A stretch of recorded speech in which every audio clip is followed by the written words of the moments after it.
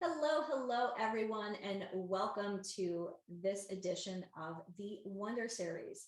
You are here with me, Denise Stiegel, your host of the Wonder Series. And what is this all about?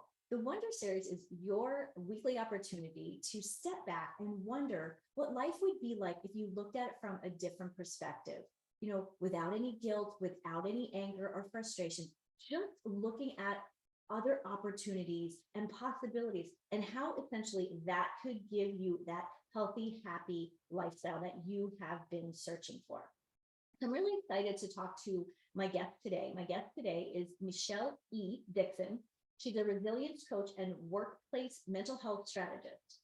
She's also a TEDx speaker and a published author of a memoir entitled Breaking Into My Life, and we will talk about that. Michelle is on a mission to help people preserve their emotional well-being so they don't hit burnout.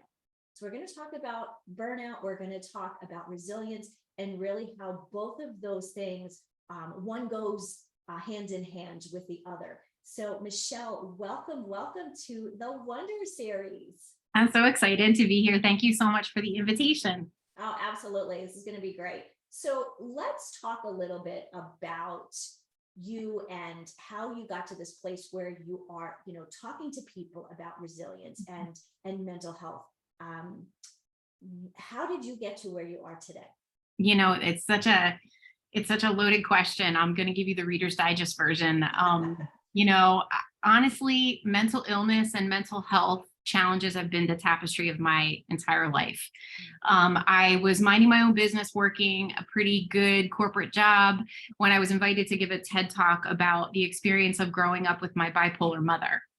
And that was something that I never really spoke about. But when I did, everything shifted for me. And I decided that I wanted to be part of the solution when it came to normalizing the narrative around mental health. So I decided to, after the TED Talk, write a memoir that led me to become a public speaker about mental health and well-being. And then I navigated my own depression going through a divorce. So never in a million years did I think I would be the one dealing with it. I was adopted. So I thought I'm never going to have to deal with what my mother dealt with, but I was completely wrong because life events can take us down at any time. So I had to navigate that on my own. And I learned along the way some really powerful strategies to help myself, whether it was clinical therapy I was in or putting myself through some self-discovery programs. I learned a lot about how to preserve emotional well-being.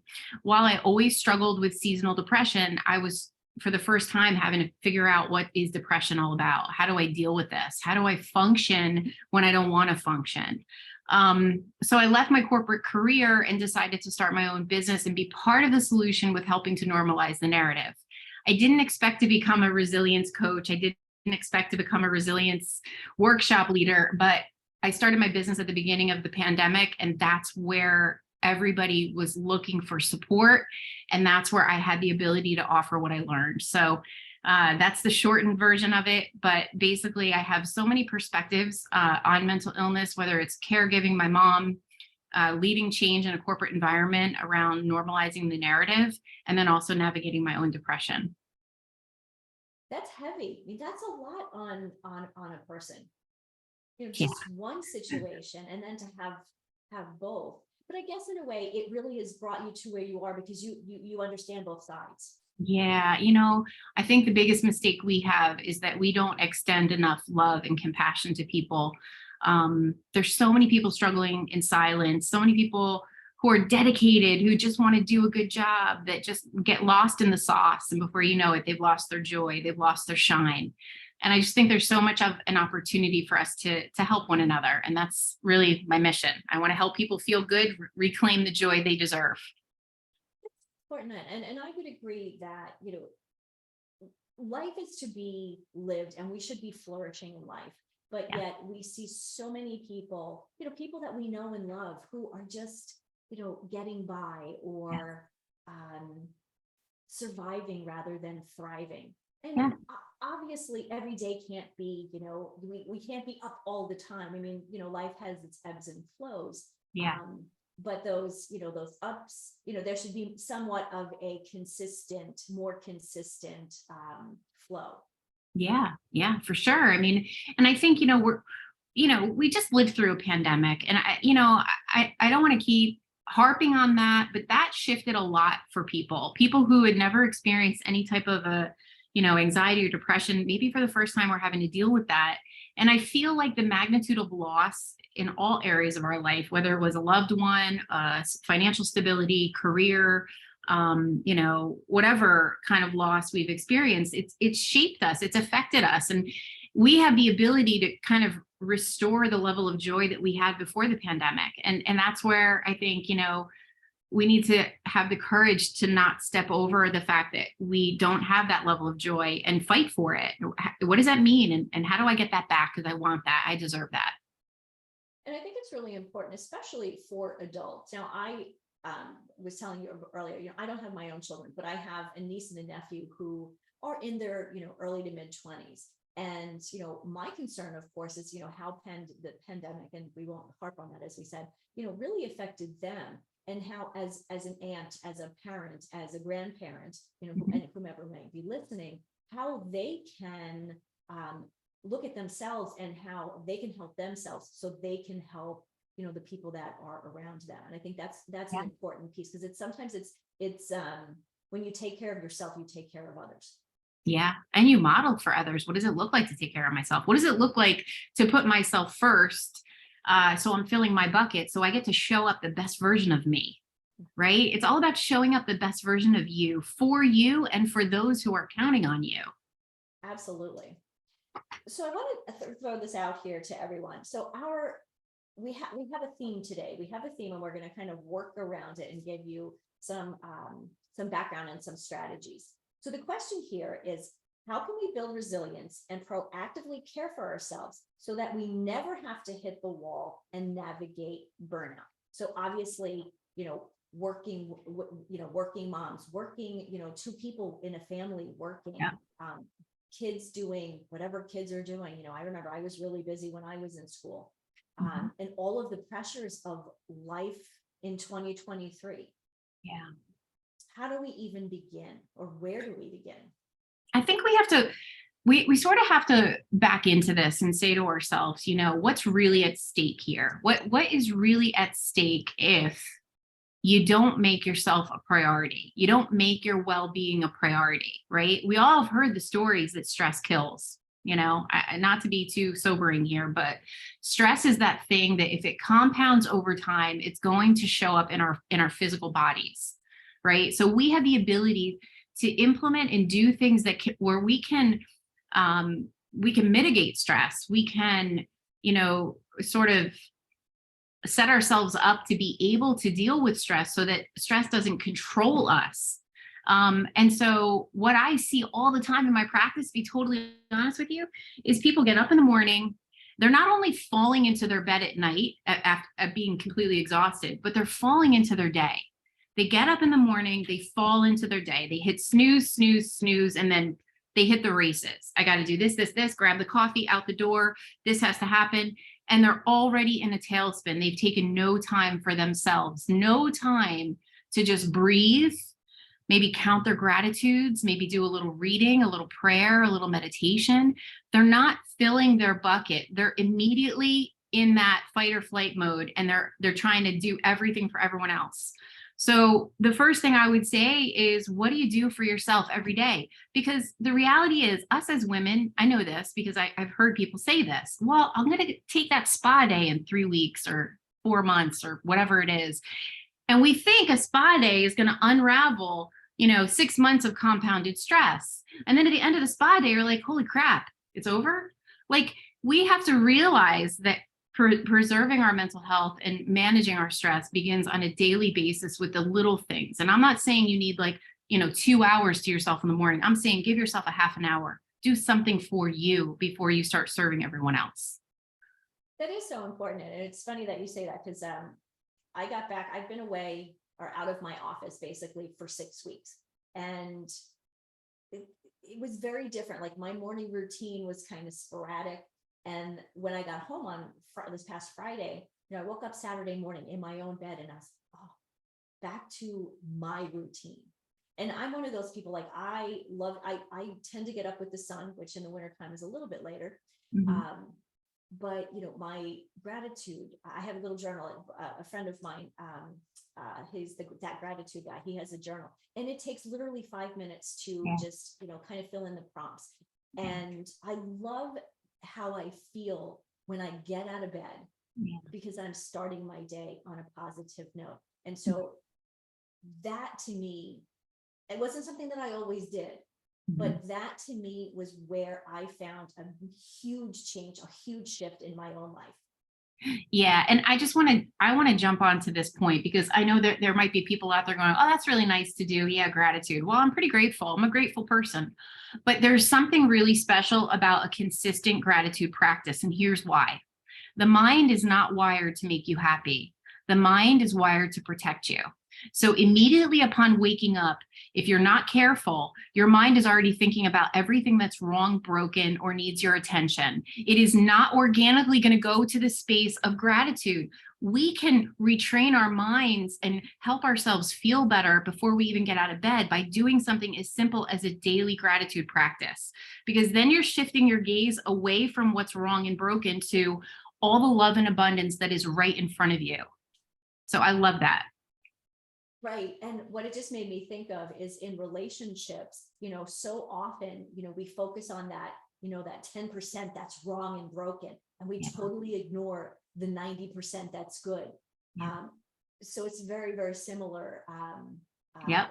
experience. And where our attention goes is where energy flows, and what we focus on will always expand. So always remember that. I mean, I am taking a really powerful course right now with Dr. Joe Dispenza, and his work is just so amazing. And the one thing I realized this morning when I woke up was within the first 5 minutes of waking up, my mind went to everything that was wrong. Like I'm getting myself so much more present to this brain that we have and what it does. And before you know it, I feel like crap. So start to notice where your mind wants to go and start to sort of harness it and redirect it. Because if we are just at the effects of life and at the effects of where our brain wants to go, we're all going to be in trouble. So that has just been a huge awakening for me to go, wow, like this is maybe why I feel bad instead of, I want to feel good. Logic says I want to feel good, but my mind is it wants to worry. That's what it does. So we have to do a better job of controlling it. Absolutely. And obviously gratitude is a great way to start. Yeah. What are other ways though? Because we get into our day, maybe we've had a nice calm morning, maybe Yes. we haven't, maybe we've done the, hit the snooze. And I've, back in the day when I was working in corporate America, oh yeah, I remember hitting the snooze a few times, stayed up too late, not sleeping great. And that's another part of resilience and gratitude and feeling that joy is if you're tired. Yes. Well, you're not able to combat stress. So that's exactly where I was going to go when you said what else. It is sleep. People underestimate the power of sleep. But like you said, if you're tired, you can't deal with situations to the best of your ability. And your ability to navigate stressful challenges of the day, you don't have it. So give yourself the opportunity to get the adequate sleep you deserve, because it's perfect for brain balance. First of all, you want to preserve your mental health, get enough sleep, get good quality sleep. I have this whole thing on sleep hygiene. You want to make sure you have a good condition for your bedroom, you have a good temperature, you keep work out of the bedroom, you don't watch the news before you go to sleep, all of these little things. But sleep is absolutely critical for navigating and dealing with stress. It is really incredibly important that, and it's so simple, but most of us kind of go, okay, you're right. Yeah, I know I need to get more sleep. But understanding how inadequate sleep negatively affects our health, our thought process, our resilience. I love that word. Yeah, it's true. It's true. And the other thing I would say is like prayer and meditation. If you want, concrete things that I recommend to people all the time in my coaching practices, have some type of a practice where you're either doing a prayer or you're doing some type of meditation, because meditation is one of the ways that we can actually reduce stress in our life. Because if you think about it, our brains are like having a computer open with like 10 or 12 screens going in the background. And that is noise. And after a while, we have so much noise going on. We're having like 60,000 thoughts a day. So the way I explain meditation is it's like taking a wet washcloth and wringing it out and clearing all of the noise out of your head. And it gives you a chance to show up calmly, grounded, and be much more focused. So give yourself that opportunity and try to adopt a short meditation practice. Or if you're really keen on prayer, then do that. But find that time to be in the silence. But I think it's important to note also, especially with meditation, because I'm one of those people who I meditate in the morning. Maybe it's 5 minutes, sometimes it's 15, just kind of depends what happens. Yeah. But what I find during the day is sometimes during the day, I find myself, if I'm in the midst of something, that I'm shallow breathing, and that's never a good thing. Yeah. And so what I find is if I could just take a minute and sit quietly, all of a sudden, all of that noise, like you say, kind of, the volume's turned down. Yeah. Yeah, it's so true. It's so true. And we just keep running on the hamster wheel if we're not careful. Yeah, you really need that. And even exercise is a great way to get rid of some of the stress that you're dealing with on the day to day, making sure that you're moving your body and you're getting your heart rate up. These are all really good things to nourish yourself. And at the end of the day, combat stress. We want to combat stress because compounded stress is what leads us over to burnout. And we want to prevent that. Burnout is an interesting topic because most people don't realize that they're on that path until they've kind of hit that wall, as that proverbial wall, as I mentioned before. Yeah. What are some of the signs? Like, how do we, obviously we know we're busy. We're, kind of like we're living life, Right. Things get a little hectic, but what are some of the signs that really say to people, or people should be looking out for, going, hold on a minute, if you're not careful, pay attention. Yeah, I think it's like mental exhaustion, it's lack of joy, it's, being fixated on the little things, not being able to take the challenges that you deal with stride, in stride, that you're like immediately, going off the handle, not being able to show up the best version of yourself because you are so strung out. A lot of times people say to me, but I'm tired. Well, are you physically tired, or are you emotionally and mentally just completely depleted? Because a lot of times that's what it is. And it's because you're not giving yourself that break to recharge. You think about any type of an Olympian, they do a race or they do some type of competition, and then they take a day or two off to recharge. We have to do that as human beings. We're not machines. We're not computers. We need the downtime to recharge. I really appreciate the analogy of the athlete, and obviously high athletes that are at their elite level, but also the athlete in all of us. I run a couple of days a week. I'm not running the way I used to because life changes and you get older. But I think it's really important to note too that it's the same with those of us who like to be athletes or were once like athletes, that we have to remember that taking a day, changing things up a bit. A swimmer doesn't just swim. They do weights, they do yoga, they do all sorts of things. And I think it's really important to kind of remember that there are all these other options for people. Yeah. And I want to highlight, because there's that person that's listening right now who's like, yeah, that's all nice.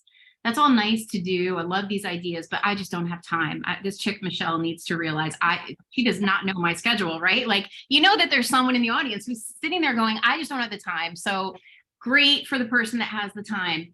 Here's the thing. Nobody's going to come along and remove stuff from your plate so that you make you a priority. It is on you to make you a priority. The stuff is always going to be there. The expectations on you are always going to be there. The buck stops with you right now, that you say, all right, if it's to be, it's up to me. I have got to give myself the opportunity to get back to set point and feel good. I deserve that. And the people I love deserve that. You make a good point with the word expectations. Are they expectations that others have on us, or expectations that we have on ourselves, that we put on ourselves? And I think that's an important point to make. And if you would, help me elaborate on that a bit. Yeah, it's a blend, right? Like I think many of us wear multiple hats. People count on us for different things, and never do we want to disappoint, right? That's just not in our nature. We want to please, we want to, do stuff.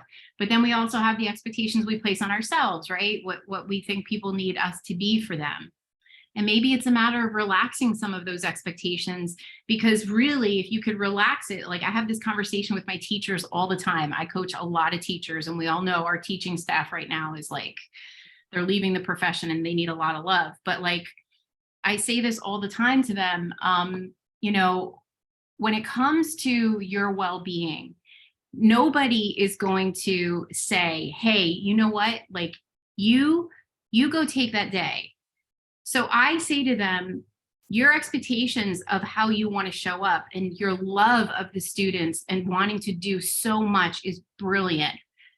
What if you stopped and you said, is this good enough if it means that I get an hour back for me? We have to learn to balance good enough, our expectations with good enough, if it means I get to take that hour for me, or I get to take the 2 hours and go do something for me, so I fill my cup, so I show up better tomorrow. So I always challenge them to say, hey, maybe it doesn't have a bow on it. Maybe it's just good, and you feel good about it, and it's not perfect if it means it gives you time.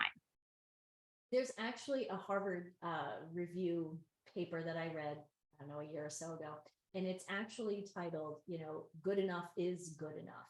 Yes. And so, you and I are talking about this, here on the Wonder Series, yet people at Harvard, at some of the top institutions, are talking about, similar topics. So obviously this is incredibly important.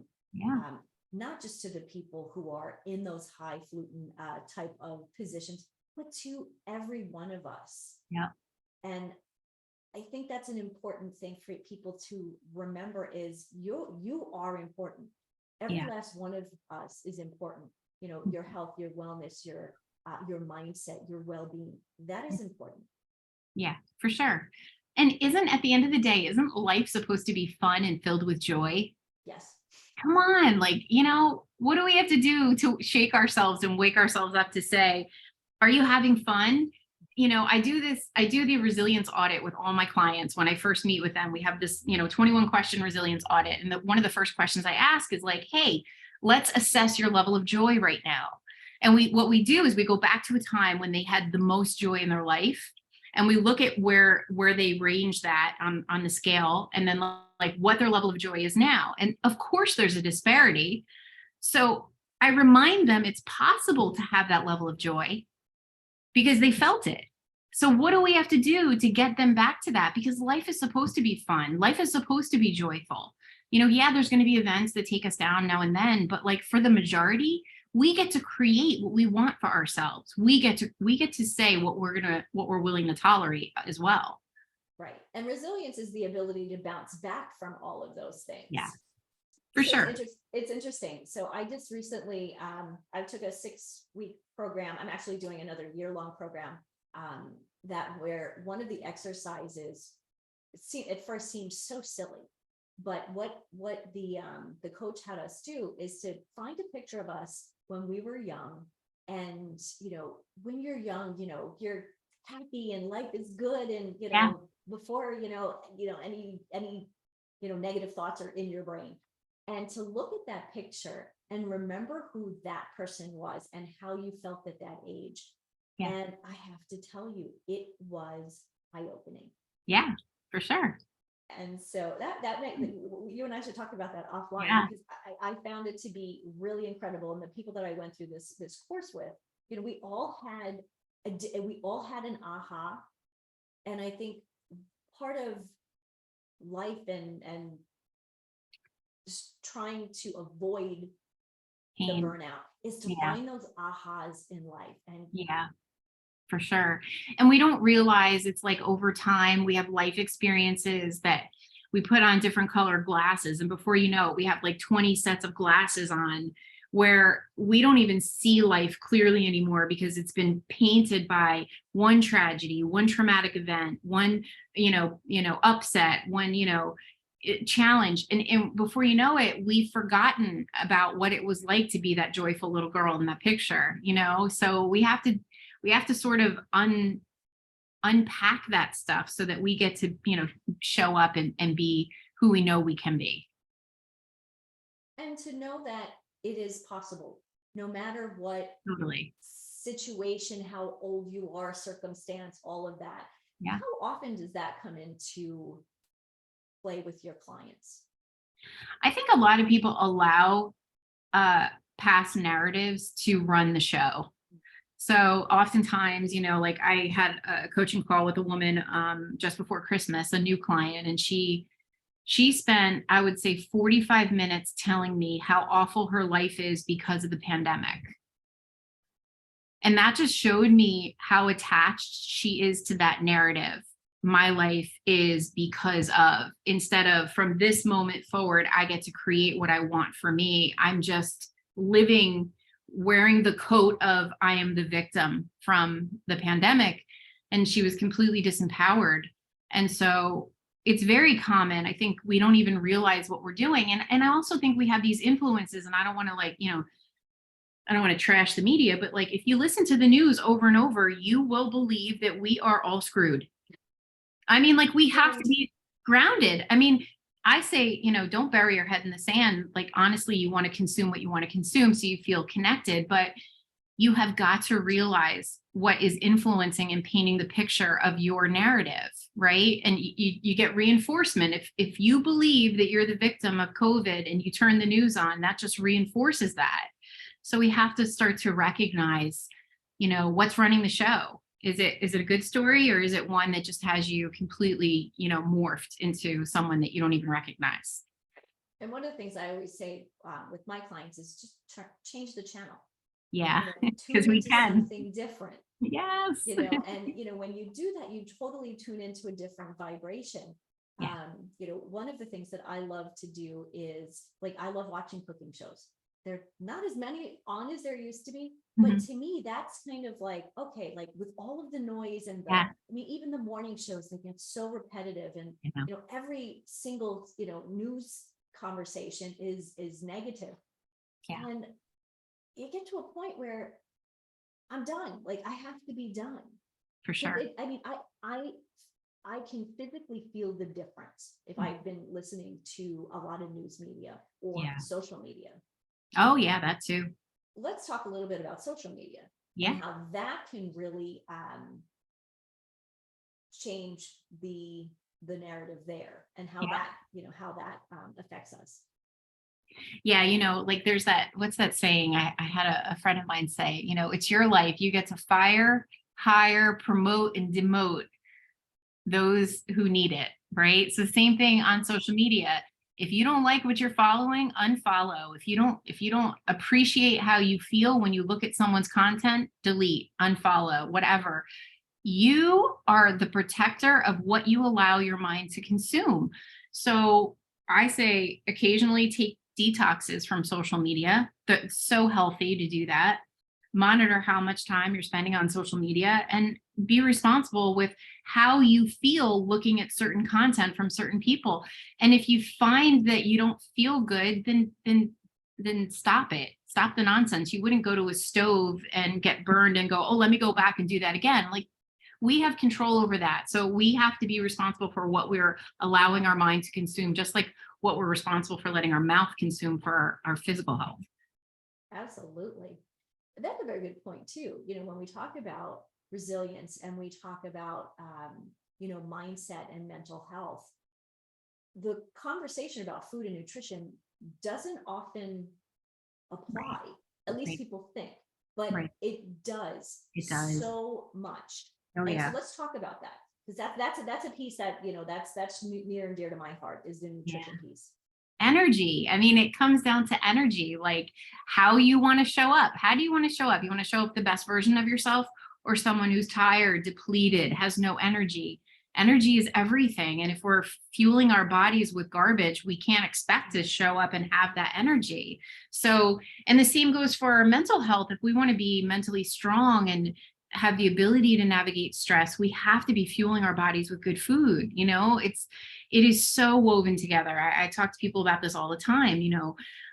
The first thing I ask people is, are you drinking enough water? Right? People don't realize how critical water is for brain balance, but we talk about water. We talk about, are you eating nutrient dense foods? What does that mean? Well, is the food brown or is it colorful? It's silly. Like, it's so basic, right? Well, I ate all brown food. Now that I think about it, I've been eating brown food for the past 4 days. Well, that could probably attribute to the fact that you don't want to get out of bed, that you're tired. I mean, if you feel tired, you're not going to want to go to the gym. So all of these things, like you say, all feed into one another. Yeah. It's funny that you mentioned the brown food. I have a friend, he's one of our experts on Living Healthy list, and he's always avoid the brown food. Yeah. And I think most people just kind of go, they just buy it, go to the grocery store and just buy what they always did. Yeah. We've really gotten away from, nutritious, looking at food as nutrition, as energy, as opposed to something more like a crutch. Yeah. Yeah. I mean, or, we have an unhealthy relationship to food. I was the first person growing up with my mom who was bipolar. My mom had a sugar addiction. So we always had sugar. Sugar was abundant in our home. So when I got older, I had to unlearn, oh, so you don't just eat sugar because it tastes good. You actually recognize that that's not going to sustain you long term. So I had to relearn that. And, then there was the emotional eating that, when we're dealing with our emotions, are we gravitating to the foods that are not going to serve us? So yeah, there's all of those little intricacies as well. Important. And, all of this, when it comes to, I love the word resilience, and all of these pieces, all of these things that we're talking about are not difficult. Right. But they're simple, but they're not always easy to implement. Right. So I always say, small steps, baby steps. Yes. What's the first step for people who are going, okay, I got you, Michelle Dixon. I got to do something. Yeah. I'm short on time. Yeah. Not really sure what I need to do. What's the one thing that I can do that will make that biggest change for me to see, so I can keep moving forward? Yeah, I mean, like we just said, a lot of this is tied together. I know for me, like, if I want a good workout, I have to eat better. So it depends what you're committed to. Are you committed to feeling more energy? Are you committed to not burning out? What are you committed to? So are you committed to navigating stress better in your life? I mean, I think at the end of the day, if you're doing nothing for yourself every day and then waiting for the weekend to sleep in and go out to dinner, and those are the two things that you're giving yourself, you really need to look in the mirror and say, is that really nourishing myself? Or is that just sort of something to do for pleasure to get by so I can deal with Monday morning? So I would say doing something small for yourself every morning and taking that 30 minutes or that 20 minutes to sit quietly, maybe read, I don't know, maybe listen to music, maybe meditate. I don't know what it is for you, but give yourself a little bit of nourishment every day so that you don't set yourself up to burn out. I so appreciate that you use the word nourishment, because it is, what are we nourishing ourselves with? And it's food, and it's people, and it's love, and it's all of these positive things that we want to nourish ourselves with, and avoid as much as possible the negative. Amen. Michelle, tell us a little bit. We're going to be running short on time in a few minutes, so I want you to tell us a little bit about your TED Talk and how people can find that.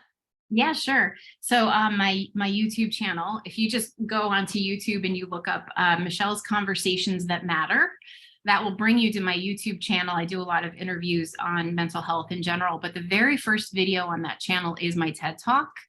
And that was a talk that I gave, it's so many years ago now. And that talk is about 10 minutes, but I explain the journey of loving and caring for my mother who is bipolar. So it was just such a remarkable experience, and started everything for me. I was minding my business in a corporate job and never imagined that I would ever leave. I thought I'm going to just retire into the sunset in a corporate job. Like, I never in a million years thought I would leave, have the courage to leave and become an entrepreneur, but that's what happened. So yeah, so you can find it there. Thank you. I think it's really important because, like I said, earlier, your story is your story, but other people have similar stories and it resonates. And I want to make sure that people can, really delve into, that TED Talk and really understand who you are and how you can help them. Yeah. On that note, how can people, other than on your TED Talk, how can people find you? What's the best way for people to connect with you?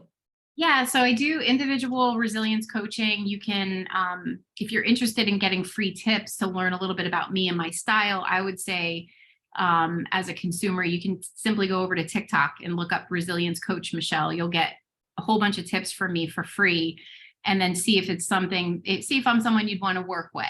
If you're in the corporate setting and you're an HR leader and you know that you want to do more for your people and you're looking to bring more resilience strategies to leaders who are now responsible for people who are dealing with all kinds of things, you can hit me up on LinkedIn, Michelle E. Dickinson there. It's my second home. I'm always on LinkedIn. So yeah.